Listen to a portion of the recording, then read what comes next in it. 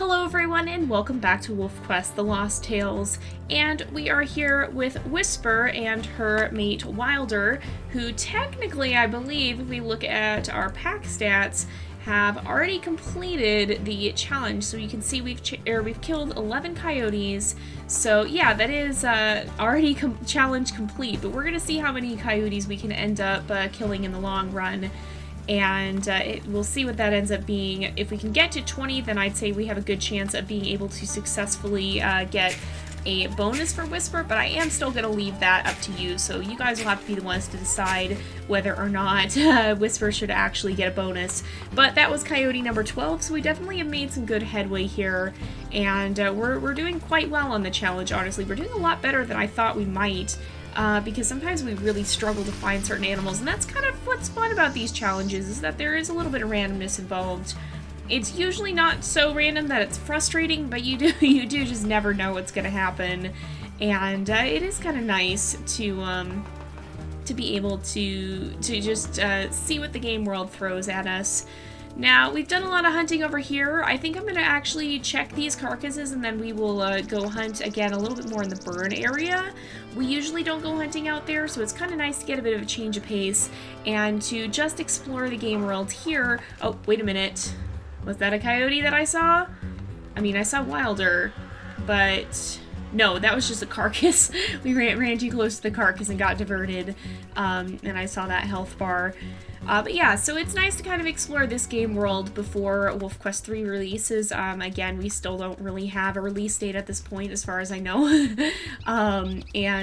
We're still waiting to see when that's going to come out, but hopefully it won't be too much longer. I know the team has been making good headway, and hopefully we will see a release in the pretty near future before too much more time passes. I know it can be difficult to wait, but it's important to remain patient and to know that no matter how long it takes, you know, the longer they're putting into this, the more time they're putting into this, and the longer it's taking them, they're just making sure that it's going to be that extra bit more ready, basically. They're making sure they're not releasing it too soon before it's going to be ready, when it's still going to be buggy and glitchy and all messed up. They don't want to release an unfinished product to you. They want something that's going to be pretty much done when they get it out to you guys, and so that has meant that it's taken a lot longer than we anticipated, but I do think it's going to be very, very worth it in the end. And honestly, this is not an uncommon thing in the world of game development. I don't want to make it clear that this doesn't reflect badly on the WolfQuest team.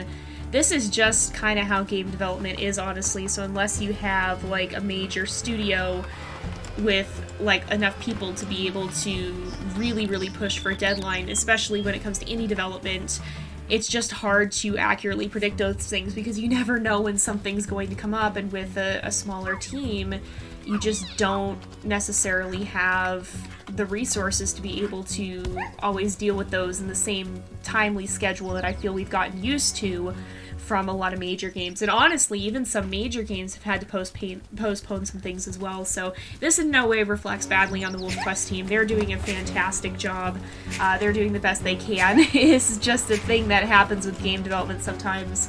Unfortunately, things seldom work out they seldom work out according to plan, and if they do, that's a very unexpected blessing. So whenever you're looking at indie games, that's why a lot of them will announce a release date so quickly to when they actually do release an update, or not actually release, or not actually announce when they're releasing it at all, because it's just hard to accurately predict those things, especially when you are working as an indie team that might not have access to just the sheer manpower that a lot of major studios have.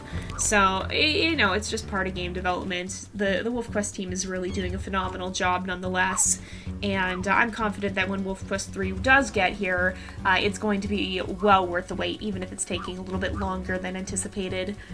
And for now, that gives us a lot of time to explore the current map, so that when we go into WolfQuest 3, we'll get to see all the different ways that it's different, all the little nuances that we might not notice otherwise. I'm really looking forward to getting to explore and just see how much the map has changed, and yet how much it may be the same.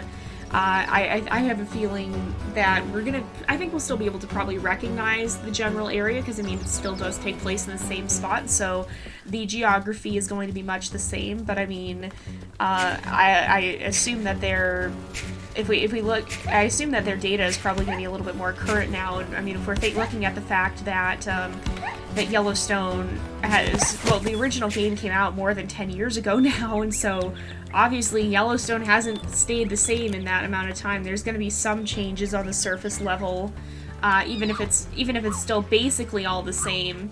There's definitely going to be some differences, and so it'll be interesting to see how much that may or may not reflect in the game itself. I'm really curious to find out how much the world may have changed, or how much it's going to be very similar. It'll be interesting to see. We already know that they've definitely added more to it. So, for example, we know we're going to have more water features. That's something they've announced in the devlogs, that they have put some more streams even up on the mountains. I didn't know there were streams up here, but I mean, it makes sense.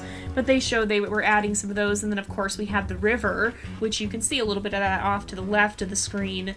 That the Lamar River down in the valley, where we'll also be able to go. That's going to be added to the game as well, and the whole map is going to expand. So this border here is not going to be there pretty much. We're going to be able to explore quite a bit farther than we can right now. Now, granted, we may not always want to. I mean, there's always going to be the danger of roaming wolf packs, and so we might want to be careful to not explore too far into their territory, or we might have a particularly bold and reckless wolf that will. But there's definitely going to be a lot more to explore if you're willing to take that risk. And oh no, we're going to stay on Amethyst Mountain for now. It's unfortunately a little too late in the challenge to go out to Slough Creek, but we will head back up this way and take another pass by the Coyote Rock. I'm trying not to just wander past it too often, but if we are in the area and we are heading back in this direction, then I don't mind doing that. That is where we found the majority of the coyotes. And it'll also be interesting too, because right now several animals have fairly predictable spawn points, and I don't know how much that's going to happen in WolfQuest 3 or not. I mean, it seems like they've completely reworked the spawning system for a lot of animals. For example, we know the elk herds are going to be totally different, and they're not going to spawn just in the same regions that they can spawn in now, but it'll be interesting to see how that affects the other animals. So I don't know if there's still going to be like an area where you can usually find a bear, or you can usually find a cougar, or you can usually find a coyote or whatever. It could be totally random. There still could be certain areas that are prone to spawning them. We're just going to have to find out over the course of gameplay and see what we end up discovering here. But it's going to be really interesting to see how that all comes into play, and how it's going to affect the gameplay, because of course right now, it looks like there's not a coyote here right now, but of course right now, with all this stuff being both fairly predictable but also fairly jarring in many ways, because oftentimes these animals don't spawn until you're right on top of them, which can be particularly scary in the journey mission on Slough Creek. It'll be interesting to see if there's more naturalistic spawning in many ways, like if there's more of kind of a cushion around you where the animals spawn, which I think is something that they've kind of discussed to some degree. I believe they at one point said something that gave me the impression they will be doing more of that. But in any case, I'm really looking forward to that possibly being a little bit different, because I think that would add a lot to the game, and I think it would make things a little bit more... Because, like, okay, right now, like, if you think about Slough Creek, when you're on the journey, a bear could spawn, like, 10 yards away from you, and there's absolutely no way to predict it. It's just suddenly bear. It will be more interesting to me, in my opinion, if you could sniff around and go, okay, there's a bear in the area, I need to be aware of that, I need to be careful, and you could actually have more awareness of an animal at a distance, and it's not just, oh, suddenly there's a bear, we have to fight it. Maybe there'd be more chance to be aware of it and maybe avoid it, rather than just immediately being thrust into conflict with it. I'm hoping we'll see a bit more of an organic system in that respect all the way around. I'm hoping that that will be the case, because I think that would have a big impact on the gameplay, and I think that would really change the feel of the game in a good way. Not that this version of the game is bad. I really like 2.7, and I think it's certainly a step up from the previous versions, but even those weren't bad. They've just grown up a lot as computer hardware and computer software has improved. But I think having something like that will add a much more natural feel to the game, which is something I would really like, especially for storytelling purposes. It's more interesting if you have the ability to actually react to situations more than just being given a course of action, if that makes sense. I find it a lot more interesting if I can say, okay, there's a bear, what is our wolf going to do? Do we have a timid wolf who's going to try and sneak around it and avoid it? Do we have a bold wolf that's just going to charge straight into conflict with it? What is the mate going to do? Because mates will now have personalities as well, and even the pups will, we've been told. So I think having a system like that will give us a lot more freedom to explore our stories and explore our wolf stories in this, and to see their unique personalities, their unique characteristics shine through in ways they really can't here, where you kind of just get, I don't want to say railroaded because that sounds really harsh, but you do kind of get pushed into situations, and it feels like there's something the game expects you to do, and you can defy that expectation in some cases, but it usually is going to have some sort of consequence. Whereas I hope in WolfQuest 3 we'll have more chance to react to situations, and sure, okay, there's going to be times where we're forced into a situation, maybe we'd stumble across a bear and not have time to react to it, but that's going to be those situations will have more effect if they're not the norm. So like if you're not always forced into a situation, then suddenly being forced into a situation is going to have more impact. When things go wrong, it's going to have more impact than if you're always kind of just having these different situations thrust upon you. I'm kind of rambling now, I feel, but that's just what I'm hoping for with WolfQuest 3. I think it's going to be very fascinating to see how this rather large update is going to affect the storytelling aspects of our game, because that's one of my favorite things, and I love in WolfQuest in particular how our stories end up being so shaped by just the random things the game throws at us, and I hope that that's going to be even amplified in WolfQuest 3. I'm going to run all the way across here and see if we can find any coyotes out here, because we're just not finding any of them, but I think we'll double back after this. We got a little bit of time left in the episode yet, and so we'll double back around and see if we can find any more, and maybe pass by the Coyote Rock on our way back. But I just think the game world and the game itself is just going to expand so much that I'm truly looking forward to that. I think there's a lot to anticipate, and a lot we're going to have a lot of fun exploring together. I think it's going to be quite the adventure to get to play through this game. So let's head out this way though, and for now we can enjoy the game that we still have. It's, I don't want to get so caught up in longing for WolfQuest 3 that I don't appreciate the game that I have right now. I try not to talk about it too much when we have a lot of story progression going on. But in situations like this, so for example, we're just hunting, there's not a lot of variation in the hunting right now. We can kind of just do that. So that's when I kind of try and talk about stuff like this. But honestly, at this point, Whisper's story is, for the most part, it's progressing rather slowly. We're kind of just still searching for coyotes. We're doing the same thing we've been doing for a bit, and we're kind of just wandering the world as we keep our eyes open for that, and to see if there's gonna be more coyotes or where we might find them, but they don't seem to be appearing for some reason. Like, we haven't seen any of them at any of the carcasses.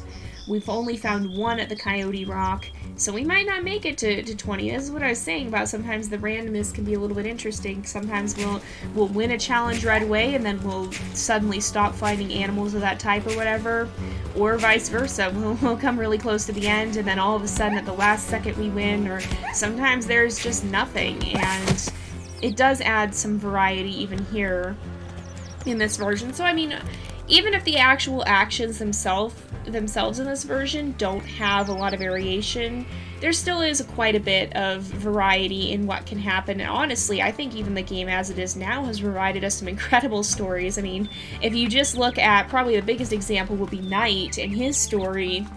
That completely, like, the game threw something at me that I never expected would happen. And I love it. I mean, I loved that. It was one of my most unexpected moments, and it added so much to the story itself because it was something that I couldn't have planned. And although sometimes, yeah, okay, I've run a few plot lines that I've had my hand in, and there have been a few things that I've kind of orchestrated for these characters to add a little bit of story in the background. Some of our most compelling stories have come directly from the game itself, and just the drama that sometimes it throws at us. So Knight's story turned out way more interesting, oh, still no coyote, than I could have ever imagined, just because of something that came directly from the game. And I had no, like, I didn't plan that at all. It just happened, and, oh, still no bear either. But it just happened, and I like being able to just have stuff happen and roll with it. I feel it adds a lot more interest than if we're just kind of following this scripted narrative that is working around kind of the same thing happening over and over again. That's what I'm really, really excited for with this, is I think we're going to have even more opportunity for that to happen, and for the game itself to just kind of change things up on us without our expectations. In WolfQuest 3, I think there's going to be a lot more opportunity for that, especially when you're just looking at an overall expanded game. I think that's going to have a lot more opportunities for us, and I think it's going to be a lot of fun to get to explore them, and to just get to see what happens, and to see how these unexpected things might influence the stories we'll be telling in the future. I can definitely say, I mean, even if you guys saw my brief beta playthrough on the WolfQuest channel where I showed you guys some of the testing that I've helped to do, you guys can see how even in that, I mean, okay, I wasn't going through that with a story perspective. I mean, I was going through my tester mindset, and I explained that a little bit more. But you could see how, you know, we went through all this effort. We had this big hunt, and it took quite a while. We had to track the herd, we had to hunt the elk, and it took a long time. And right at the last second, Stranger Wolf showed up and chased us off our kill. That can be, oh, there's a coyote. That can be pretty significant, because, I mean, if you think about that from a story mentality, okay, do we have a wolf that would stand its ground and fight? Do we have a wolf that's gonna be more timid and just run away, kind of like what we did? Do we have, like, how would the wolf react to potentially being injured from hunting? Is it worth the risk to try and chase the stranger off and defend the kill, or is it better to just wait and try to hunt again after we've rested and risked being hungry for a while? You can already see oh, there's a bear. Now all of a sudden all the animals are here.